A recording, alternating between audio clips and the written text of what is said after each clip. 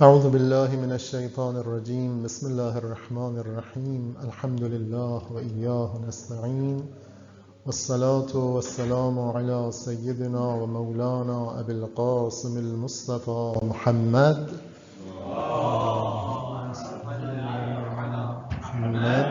و آل محمد و علی آله الطیبین الطاهرین المعصومین سیما بقیة الله فی الارضین عجل الله تعالی فرجه. در شرح دعای مکارم الاخلاق امام سجاد علیه السلام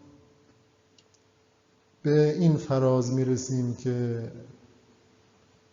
وانته بنیتی الی احسن النیات.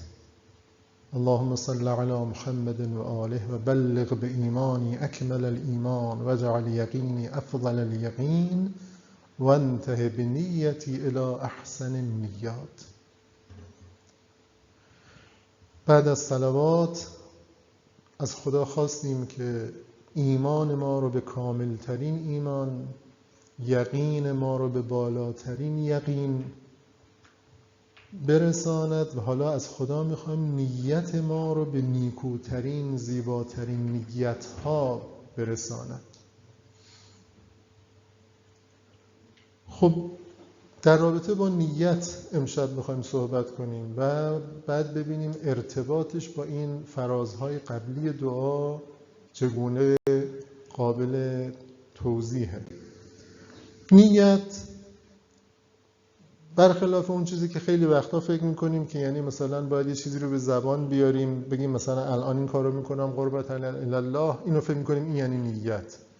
نه، نیت یعنی همون انگیزه، همون میل، همون اراده ای که در وجود انسان باعث میشه که آدم یه کاری انجام بده. قصدی که داره، هدفی که داره، اون میشه نیتش. وقتی من نماز میخونم الان هدفم چیه؟ اگر هدفم اینه که همینجوری وقت بگذرونم، هدفم اینه که دیگران ببینن، هدفم اینه که حالا یه تکلیفی رفع بشه ازم، حالا هدفم اینه که خدا ازم راضی شه، هدفم اینه که رشد، یه هدفی دارم دیگه، اون میشه نیت من از نماز. نیت خیلی خیلی مهمه و اصلا اساس همه چیز نیته در معارف دین ما. ببینید چون نیت مربوط به چیه؟ مربوط به دل ماست. دل، قلب مرکز فرماندهی و اساس وجود ما انسان هاست. اصلا انسان یعنی قلب، یعنی دل. واقعا اگر ما بررسی کنیم خودمون رو، حقیقت وجود ما این پوست و استخوان و اینا که نیست، حتی این فکر و مغز و اینا هم نیست. ما اون حقیقت اصل وجودمون دل ماست. دل ما، قلب ما متمایل به یه چیزی که باشه ما اون سمتی هستیم، اهل اون هستیم. متمایل نباشه هزارم راجبش بخونیم باز در ما اثر و تأثیری نداره. این قلبه که مرکز فرماندهی، مرکز وجود و مرکز ارزش‌های ماست. خب ببینید ما در فرازهای قبل از خدا درجات بالای ایمان رو خواستیم. بلغ به ایمانی افضل الایمان اکمل الایمان. ما ایمان رو معنا کردیم، گفتیم ایمان یعنی تسلیم قلب. قلب تسلیم که میشه ایمان. اون روحیه تسلیم در قلب اسمش ایمان. بعد توضیح دادیم، گفتیم ایمان وقتی درجاتش بالا میره، ایمان تشدید که میشه، ارتفاع و ارتقاء که پیدا میکنه، اسمش میشه چی؟ یقین. یعنی تسلیم بیشتر و بیشتر. این یقین جلسه پیش در موردش توضیح دادیم. خب چی باعث میشه که ما ایمان داشته باشیم به یه چیزی؟ ببینید اگه بررسی کنیم ببینیم نیت ماست. یعنی ما وقتی نیت میکنیم، اراده میکنیم که یه چیزی رو بخوایم، این ایمان رو در ما ایجاد میکنه. بعد این ایمان وقتی افزایش پیدا میکنه منجر به یقین میشه. به خاطر همینه که ما میبینیم که در معارف دین ما همه اعمال انسان معیارش نیت اوست. ببینید از رسول الله صلی الله علیه و آله و سلم روایت شده که انما الاعمال بالنیات. همه اعمال فقط و فقط به نیت هاست. و انما لامرئ ما نوی. چیزی گیر آدم میاد که نیتش رو کرده باشه. فمن کانت هجرته الی الله و رسوله فهجرته الی الله و رسوله. کسی اگر، چون اون روز موضوع هجرت مهمترین کاری بوده که انسان‌ها می‌کردن دیگه، بعد خونه، زندگی، فامیل همه رو ول می‌کردن، از مکه می‌اومدن مدینه. خب نیتش چی بود برای این کار به این مهمی؟ پیغمبر می‌فرماد اگر کسی نیتش برای خدا و پیغمبر بوده، خب پس به سمت خدا و پیغمبر اومد. و من کانت هجرته لامرأة یتزوجها او للدنیا یصیبها فهجرته الی ما هاجر الیه. اما یک کسی بلند شده اومده هجرت کرده، میخواد ازدواج کنه، میخواد مال به دست بیاره، این دیگه نمیتونه بگه من برای خدا آمدم. این اون چیزی که دیگرانی که برای خدا آمدن گیرشون اومده، این گیرش نمیاد. عمل مهم نیست. ممکنه من هزار کار انجام بدم، اموالم اصلا همش رو ببخشم به فقرا. نیتم چی بود از این کار؟ اگر نیتم خودنمایی بود، خب چیزی گیر من اومده؟ هیچ، همه فقط مالم رو دست دادم. این خیلی نکته مهمی است. یعنی ما خیلی سخت میتونیم این رو تحلیل کنیم و بهش عمل کنیم، امثال بنده، چون فکر میکنیم خب عمل خوب، خود عمل خوب ارزش داره. خب بالاخره این بنده خدا داره به فقرا کمک میکنه، بس کارش خوبه. ولی در مکتب قرآن و اطرت عمل بدون نیت هیچه. عمل بدون نیتی پوسته بی‌خاصیت. بفرمایید.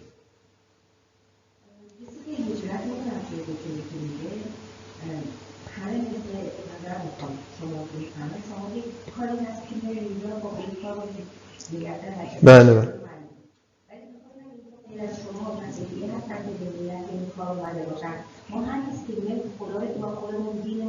احسن.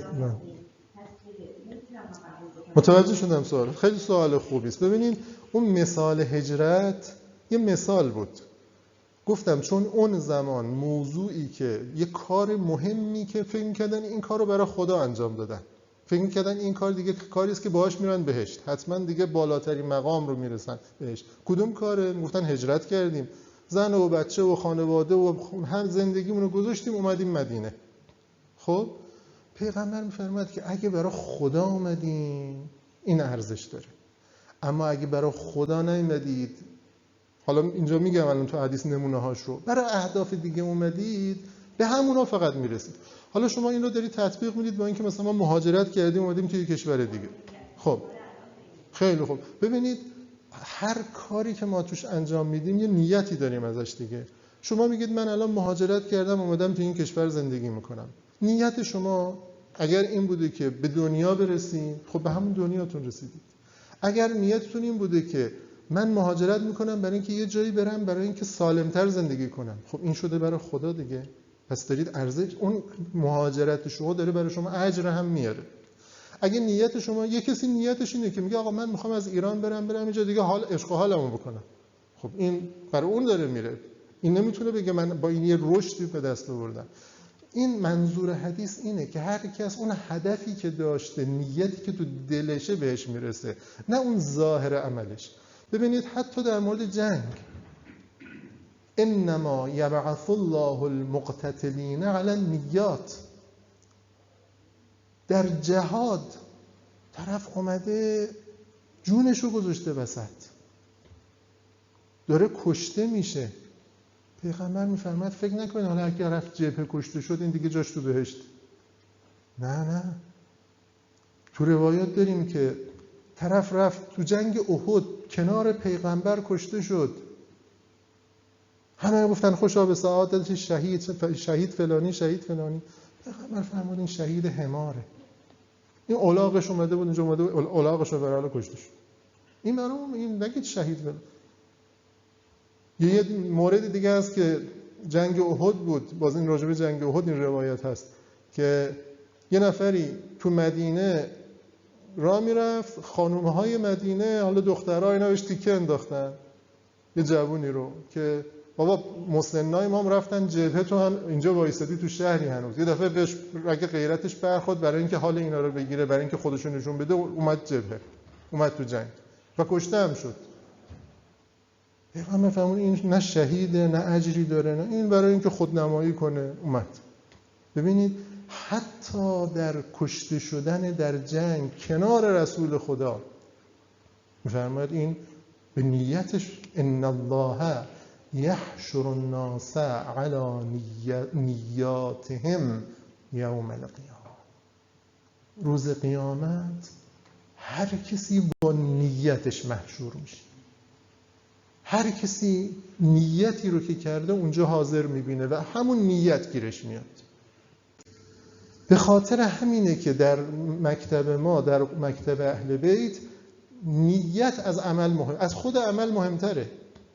ببینید از پیغمبر اکرم صلوات الله علیه و آله روایت شده که نیت المؤمن خیر من عمله و نیت الفاجر شر من عمله و کل عامل یعمل علی نیته.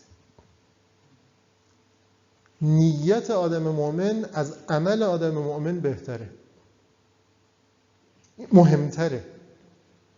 الان این آدم داره نماز میخونه، خب این نماز کار خوبی است، ولی نیتش اگه واقعا برای خدا باشه، اون نیت ارزشش از این نمازه بیشتر، اهمیتش بیشتر. نیت آدم بد هم از کار بدش بدتره. یعنی اصل بدی مال نیت هست، نه مال خود کار. یا در یه روایت دیگه از امام علی علیه السلام رب نیت انفع من عمل. چه بسا نیت هایی که از خود عمل سودش بیشتره. مثلا من یه نیتی میکنم، یه کاری میخوام انجام بدم، یا حالا فرض کن که من الان نیت کردم اومدم اینجا گفتم آقا توی مجلسی میخوام برم برای نمازگزارا خدمت کنم، رفتیم هیچ کی هم نیومده بود، حالا سودش به کسی رسید؟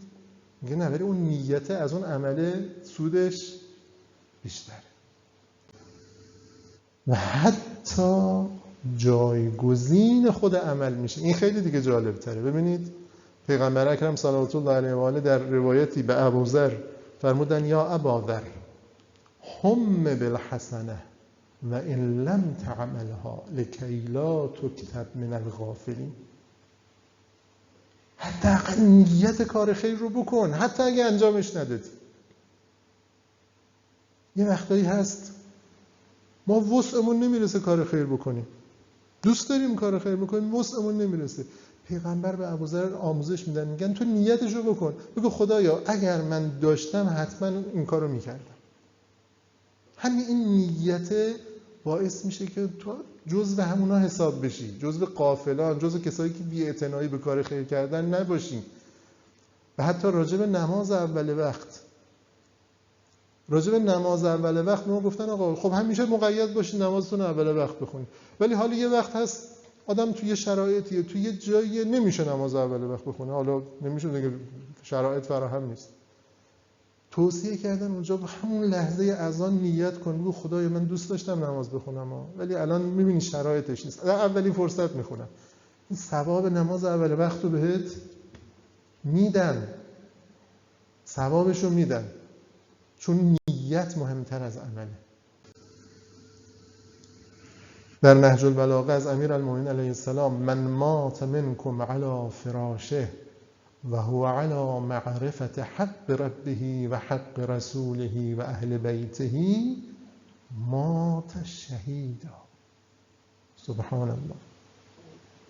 آدم به مرگ عادی تو رخت خوابش از دنیا بره، جزو شهدای کربلا حساب بشه، جزو شهدای با پیغمبر حساب بشه، شهید باشه. میشه؟ امیرالمومنین علی علیه السلام میگن بله میشه شهید باشه. چرا؟ اینکه تو نیتشو داشتی. تو یه روایت دیگه باز تو نهج البلاغه است که بعد یه جنگی داشتن برمیگشتن، امیرالمومنین فرمودن که در آخرالزمانی کسانی هستن که الان با ما تو این جنگ شریکن. یکی از اصحاب فرمود ما اینجا شمشیراشو ما خوردیم، اونا تو جنگ ثوابش شریکن. امیران میفهمن چون اونا نیتشون همینه که اگه بودن با ما بودن.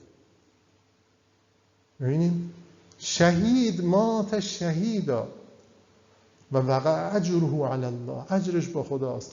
و استوجب ثواب ما نما من صالح عمله، همون نیت کار خیری کرده به خدا واجب میشه که پاداشش رو به او بده.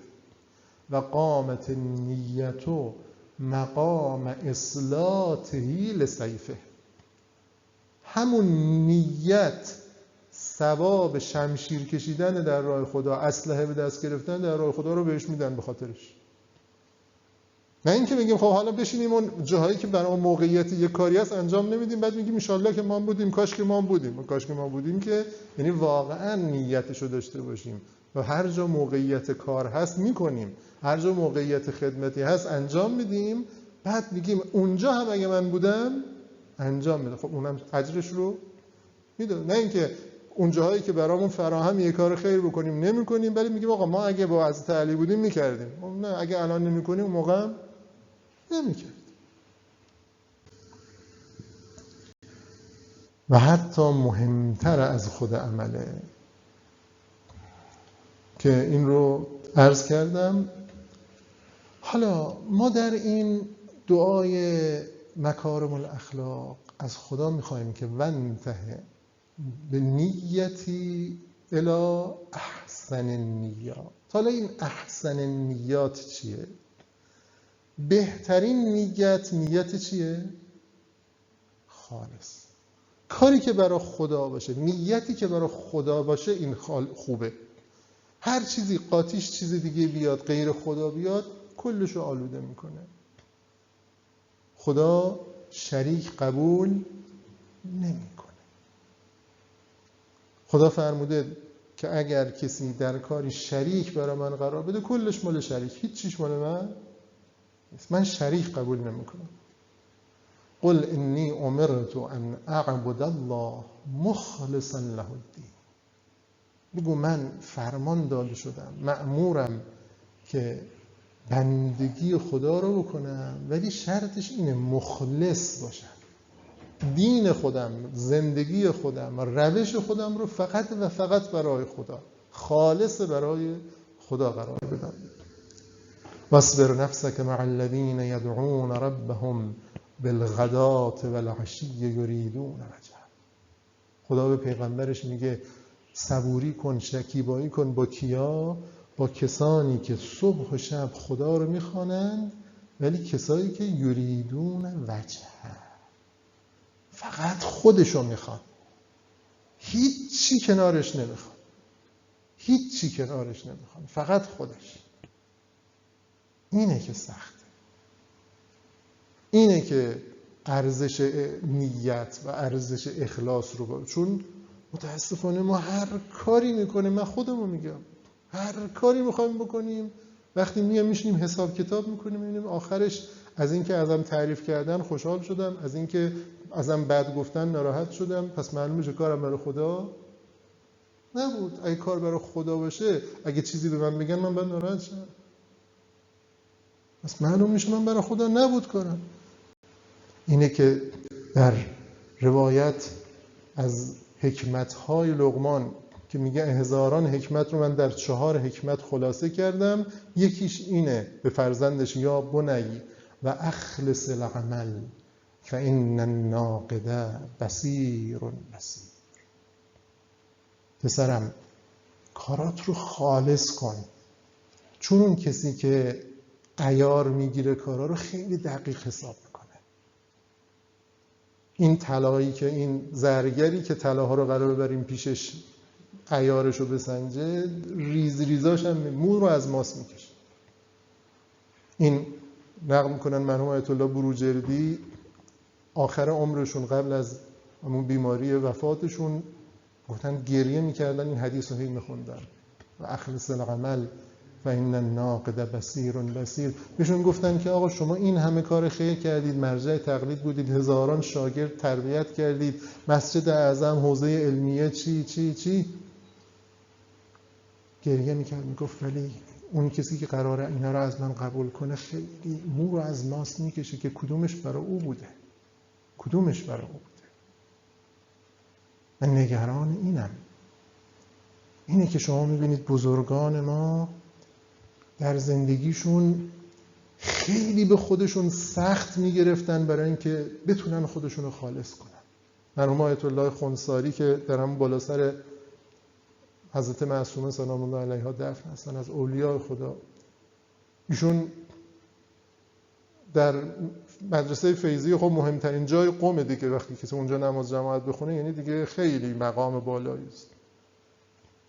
امام جماعت مدرسه فیضیه یه روز دیگه دیدن نیامد، رفتن سراغ ایشون که چرا؟ فرمود نه من دیگه نمیتونم، کسی دیگه رو. بعدن یه کسی گفته بود، من گفته بود که من اینکه این جمعیت پشت من نماز میخوندن احساس میکردم خوشم میاد، دیدم فایده نداره. بعدشون آمد تهران، باز تو مسجد بازار نماز جماعت میخوند، باز هی جمعیت جمع شد، جمعیت زیاد شد، اونجا هم دیگه نرفت. گفت من دیگه میبینم نمیتونم، برای خدا نیست دیگه، برای خدا نیست. خیلی این سخته که آدم بتونه کاری کنه که برای خدا باشه و مشکل اینه که اگه برای خدا نباشه فردا که میخوای ببری دست خالیه، دست خالی، هیچی نیست، هیچی توش نیست. هرچی نگاه میکنیم میبینیمش همه یا برای این بود یا برای اون بود یا برای این بود یا برای اون. وای به حال ما اگه دستمون خالی باشه.